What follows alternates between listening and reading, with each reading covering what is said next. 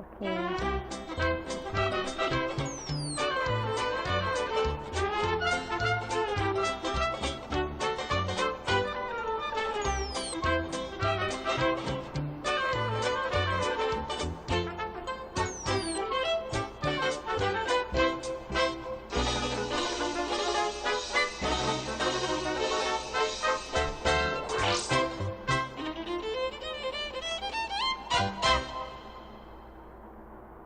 Olá, sejam bem-vindos ao TV Infância, o programa que dá voz à criança, discutindo os temas nas áreas da educação, saúde e cultura.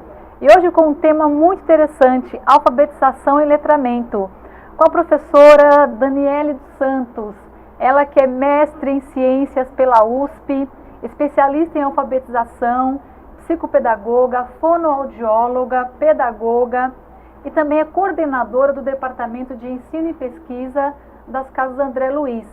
A professora Daniela também é professora na graduação e na pós-graduação na área da educação na Faculdade Progresso. Professora Daniela, já quero te agradecer pelo prazer que é ter você aqui no nosso programa, participando do TV Infância, dando voz aos pais, aos professores, para falar desse belo tema que é alfabetização, que é letramento. E já a gente começa com uma pergunta. Muitas pessoas falam muitas coisas sobre alfabetização, sobre letramento, e a gente sabe que esse conceito tem mudado também ao longo do tempo. O que se considera, Daniela, alfabetização nos dias atuais? Primeiro de tudo, eu que agradeço, é um prazer estar aqui com você, Cirlândia. Muito obrigada pela oportunidade. É sempre bom compartilhar o que a gente estuda. Mas a alfabetização, como você disse, ela tem sim mudado o seu conceito ao longo do tempo, né? Se a gente pensar lá na década de 1950, o censo perguntava para as pessoas para saber se eram alfabetizados ou não, se eles sabiam assinar o nome. E esse registro da assinatura do nome fazia com que aquele indivíduo fosse considerado alfabetizado. Mais para frente um pouco, a pergunta era se eles conseguiam escrever um bilhete simples, deixar um recado por escrito. Hoje a gente sabe que isso não é mais suficiente, né? A demanda tem crescido muito, a gente tem um mundo cheio de informações relacionadas à leitura e escrita. Então, hoje estar alfabetizado não basta compreender letras, som e suas correspondências, mas significa circular nesse mundo letrado, né? Conhecer sim essas relações, mas usar socialmente esse conhecimento. E aí que vem a palavra letramento, é esse uso social da leitura e da escrita. Sim, muito bom. E quando você fala o termo uso social, realmente vai inclusive das questões dos números também, não é? Da alfabetização, do letramento dos números. Sim. Da compreensão desse universo todo dentro de um contexto que é o mundo real. Sim, quando a gente vai ao supermercado com as crianças, por exemplo, a gente pode aproveitar dessas situações para inseri-las em práticas de letramento, que envolve tanto a escrita quanto os números, né? Comparar produtos, olhar os preços, verificar onde é que os produtos estão na prateleira.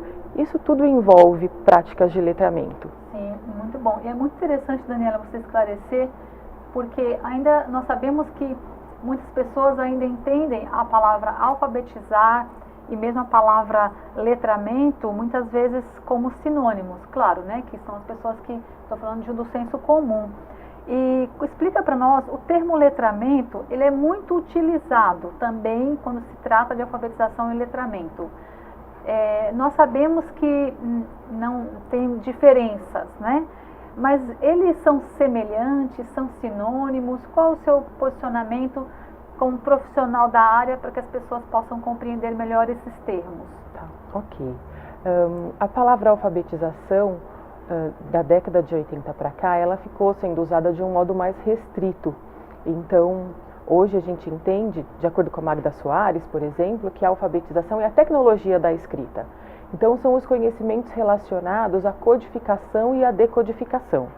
Já o letramento, ele tem essa amplitude maior do uso social, né? Então, estar alfabetizado é conhecer as letras, os sons, saber ler e escrever, mas o letramento ele envolve saber ler e escrever e além disso, e usar esse conhecimento para resolver os seus desafios do cotidiano que envolvem leitura e escrita, para realizar tarefas com diferentes objetivos e que hoje a demanda social é cada vez maior nesse sentido. Cada vez mais a gente tem desafios que exigem desse uso social do conhecimento da leitura e da escrita. Sim, e isso é muito interessante porque nós observamos, por exemplo, que tem crianças que elas estão alfabetizadas, mas na hora de utilizar isso socialmente... É exatamente esse talvez o maior problema, né? Conhecer letra e som não é suficiente para que um indivíduo circule no mundo, sendo crítico, sendo capaz de compreender o texto, de dar significado para um texto e também para redigir esse texto. Esse conhecimento ele é necessário, é importante que as escolas façam essa sistematização do conhecimento de alfabetização, mas não basta. A criança precisa ser inserida num contexto de letramento, práticas sociais da leitura e da escrita, para ela aprender a usar esse conhecimento, essa tecnologia da escrita em situação real e não só dentro da escola. Né? Porque a gente aprende a ler e escrever na escola porque a gente precisa disso fora da escola. Exatamente. Não é só uma atividade tarefeira.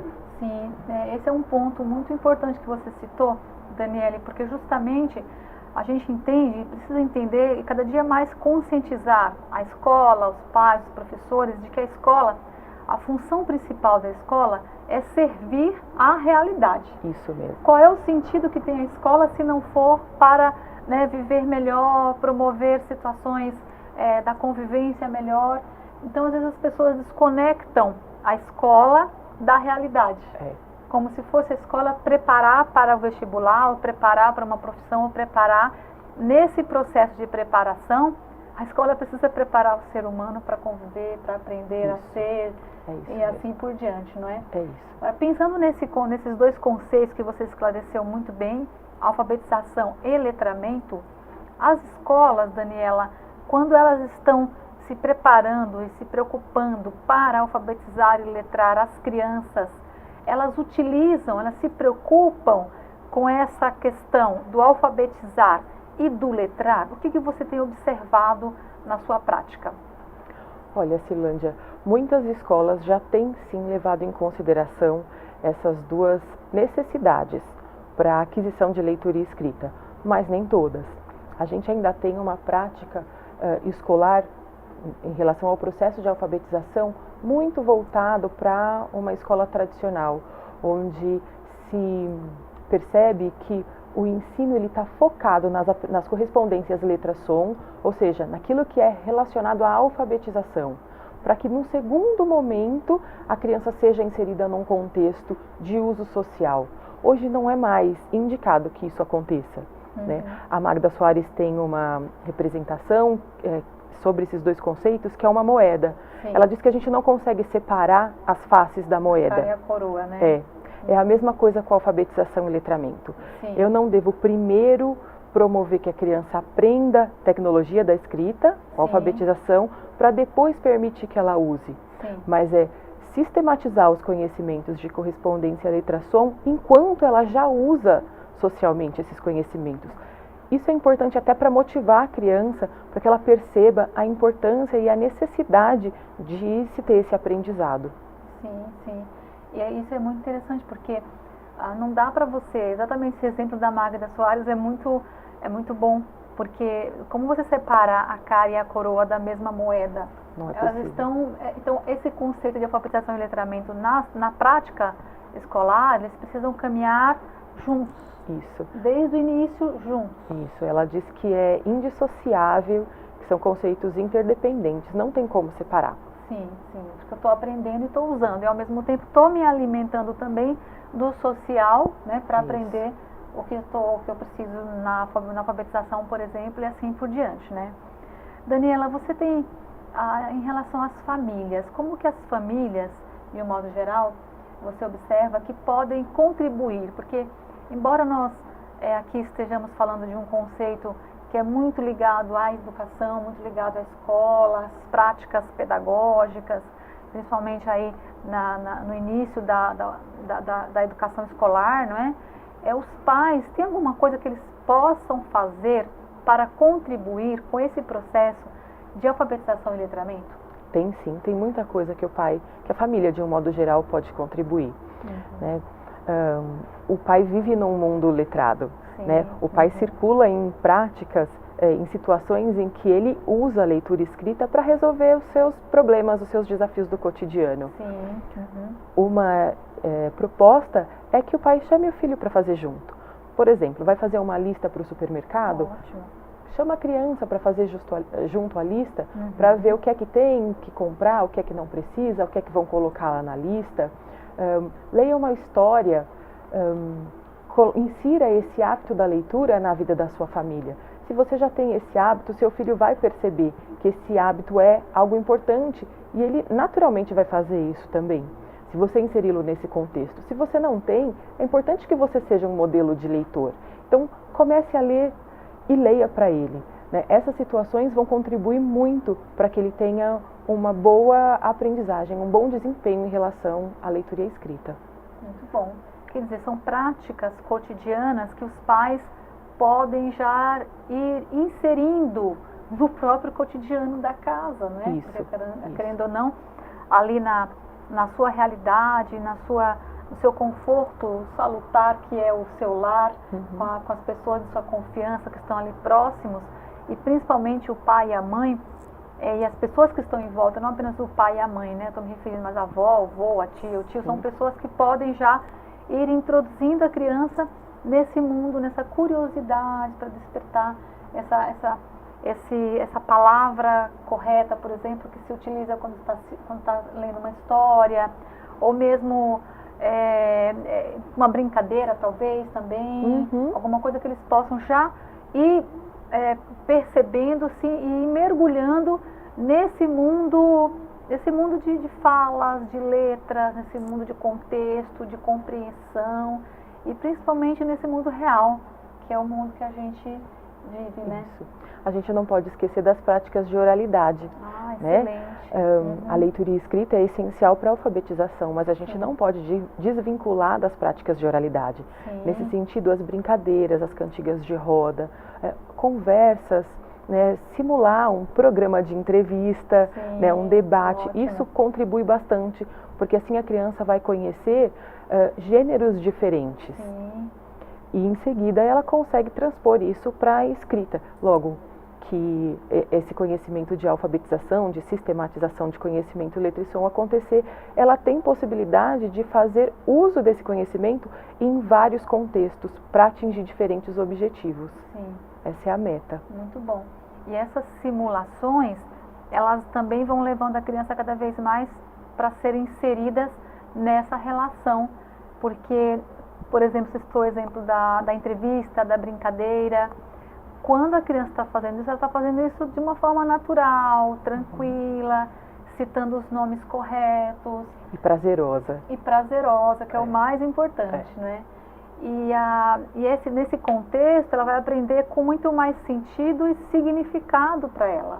Porque ela está naturalmente ali, trazendo esse movimento contextualizado que faz com que ela se sinta privilegiada e usar corretamente, no momento certo, aquilo que ela está aprendendo. É isso mesmo. Como, por exemplo, nas histórias que trazem os contextos, que trazem as palavras que muitas vezes as crianças não conhecem e passam a conhecer no momento de uma história, ou às vezes uma situação de brincadeira, ela traz ali aquela palavra e utiliza no contexto concreto, no contexto real, e isso faz com que ela consiga aprender muito mais. Por isso é até importante que os pais não leiam o texto antes e modifiquem algumas palavras, o que é comum. Legal, né? Sim. Então, essa palavra meu filho não conhece, então eu vou mudar. Não, use a palavra, porque assim ele vai aprender.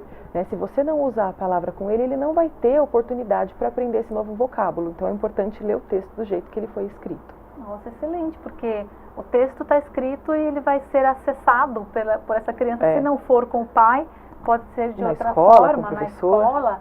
E além disso, quanto mais palavras novas, mais aumenta esse léxico, né?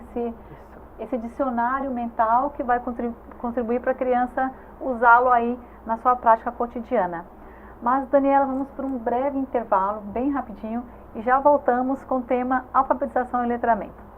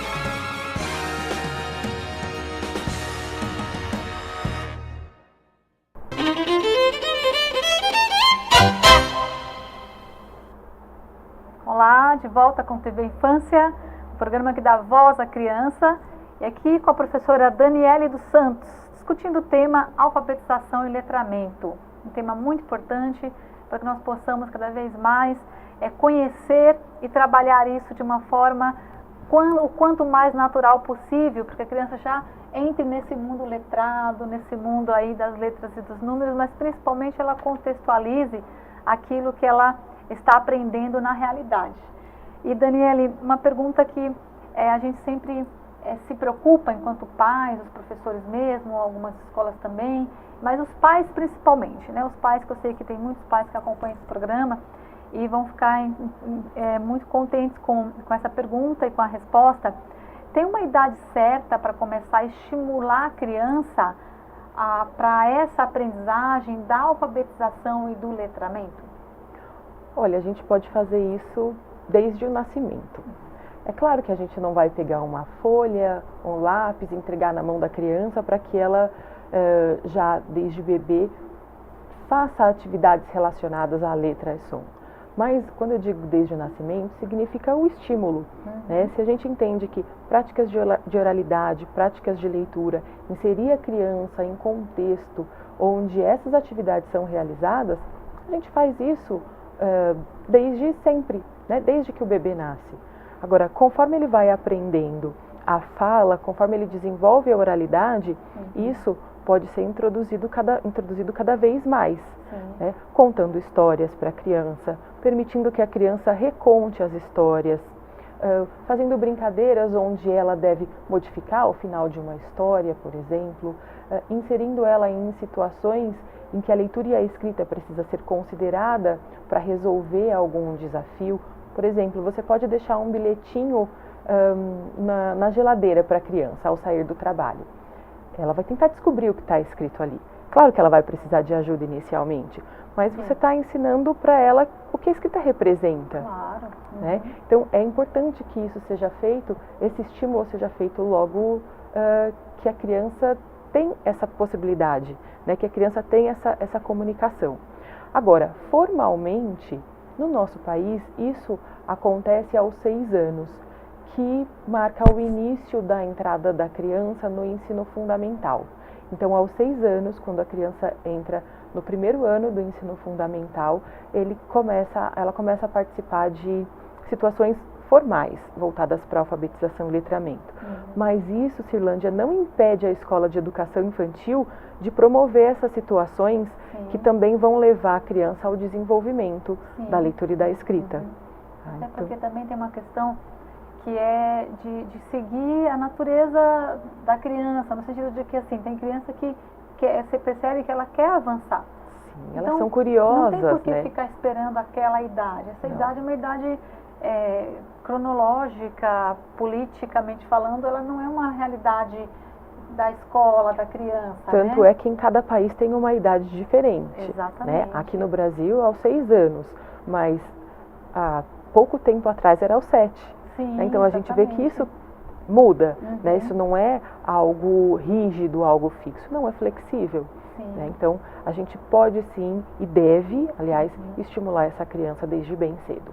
Sim, então isso é muito bom, porque quanto mais a criança ela é favorecida pela alfabetização e letramento, favorecida pelo conhecimento, pelo sentido daquilo que ela está fazendo, é como se mais ela se consegue se colocar nesse mundo que está à sua volta, mas ela consegue avançar no mundo à sua volta, né? Isso. Porque a gente observa muito claramente como que é o avanço de uma criança de 2 anos, por exemplo, que começa já a falar frases, começa já a se comunicar com mais tranquilidade. Ela quase que muda da água para o vinho, não é? Sim. Ela vai se tornando mais autônoma, mais independente, sim. Ela vai sendo mais curiosa, né? Ela é mais crítica. Isso é bastante importante. Né? Isso é pensar na alfabetização não como um conhecimento escolar, mas como um conhecimento para a vida, para exercício de cidadania. Sim. Então, quanto mais a criança tiver acesso a esse conhecimento mais precoce possível, melhores condições ela vai ter de exercer essa cidadania dela. É um conhecimento muito importante para a vida. Sim, com certeza. Ela avança na vida e ela cada vez mais se torna, né, uma pessoa que consegue se relacionar, resolver suas questões, resolver suas coisas, enfim, resolver os problemas que estão ali ao seu redor. E essa questão da independência, ela é fantástica, né? A gente observa muito claramente da criança quando começa a falar e da criança quando aprende a ler, né? E a escrever, e aí ela começa já a ampliar muito mais o contexto dela, a se aprofundar mais em várias coisas e você percebe a felicidade. É tão lindo, né, Daniele? É tão gostoso ver a criança, ela falando as palavras, a felicidade dela é como se ela tivesse assim. E esse prazer, eu penso como educadora também, esse prazer ele tem que se estender a vida inteira, né? Como a gente hoje lê um livro e fica apaixonada, e gosta do que está lendo, e gosta do que está, enfim, do que está estudando. E ele precisa ter esse movimento de prazer, porque estudar é uma das coisas que, aprender, na verdade, né? É uma das coisas que mais dá prazer para o ser humano. A gente não deve perder esse gosto. E esse gosto do prazer de estudar, ele começa na infância, né? Sim. Começa lá nos primórdios da educação. Por isso a gente tem que tomar cuidado, né? Para que seja um momento prazeroso, para que não seja algo rígido, algo muito duro, para que a criança tenha que ficar ali e fazer aqueles treinos cansativos muitas vezes em relação à letra, mas que isso tenha esse contexto de significado para que ela de fato consiga fazer com que esse conhecimento seja um conhecimento em que ela se sinta motivada a ter e que cada vez mais ela queira aprender sobre leitura e escrita. Que ela perceba que a leitura e a escrita também será uma ferramenta para ela aprender várias outras coisas. A regra de um jogo que ela ganhou e que quer aprender a jogar e não conhece, né? Um livro que ela viu na biblioteca da escola e que ela quer saber a história porque ela gostou da capa, ou qualquer outra questão que envolve esse conhecimento. Que envolve imagem, cores, né? Placas, sinais de trânsito. Coisa, né? E aí, como diria Capovilla, né, todas as rotas, a rota logográfica, fonológica, lexical, elas estão todas ali presentes para trabalhar com nesse contexto, identificar e principalmente dar um significado para a criança. Então, quanto mais ela conhece, mais ela participa ativamente do seu próprio processo de aprendizagem na realidade, na escola e assim por diante, né? Isso mesmo. Daniele, muitas pessoas ficam preocupadas, professores também, em relação ao que a gente ensina primeiro na escola. O que se ensina primeiro na escola? A letra bastão, a letra cursiva, como que é? Tem diferença? O que você, como especialista na área, diz? Olha, a abordagem construtivista, que é a abordagem com a qual eu me identifico e também a sugerida pelo MEC, a gente usa primeiro a letra bastão maiúscula. E por que essa escolha? Por conta da facilidade da criança fazer o traçado. Né? Se a criança consegue fazer um pauzinho e uma bolinha, ela é capaz de desenhar todas as letras. Exatamente. A letra cursiva não, ela exige um preparo motor maior, que a criança vai adquirir, mas ao longo do tempo. Então, se inicialmente ela consegue fazer um traçado mais simples, isso beneficia para que o gasto de energia dela seja para as outras coisas, né? Correspondência à letra-som, a inserção nas práticas de letramento, e mais para frente, quando ela estiver alfabetizada usando essa letra, a gente pode inserir então a letra cursiva. Sim, muito bom, isso é uma questão muito interessante. Mas o nosso tempo já está acabando, passa muito rápido aqui o tempo desse programa, Daniele. E você gostaria de deixar alguma mensagem para os professores, para os pais, enfim, para a comunidade, de um modo geral, que nos ouvem? Sim, acho que é bastante importante que antes de pensar em estimular o outro para hábitos relacionados à leitura e escrita, a gente precisa começar com o nosso próprio agir. Né? Então, acho que talvez a maior dica, não sei nem se isso é uma dica, mas é que a gente comece a refletir, será que eu tenho sido um bom leitor? Será que eu tenho usado as minhas habilidades de leitura e escrita para resolver situações do meu contexto? Como é que eu quero que o meu filho ou que o meu aluno seja um leitor competente se talvez eu não tenha sido? Então fica aí o desafio, é mais um desafio do que uma dica.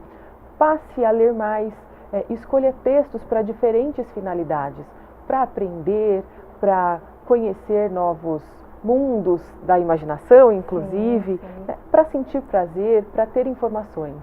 Então fica aí a dica. Né? Vamos ler mais, porque assim as nossas crianças verão que isso é importante para nós e farão também. Então, né? É isso. Muito bom. Daniele, muito obrigada pela sua participação. Foi uma honra ter você aqui. Eu que agradeço, foi um Muito prazer. obrigada mesmo. E vocês de casa, até o próximo TV Infância, o programa que dá voz à criança.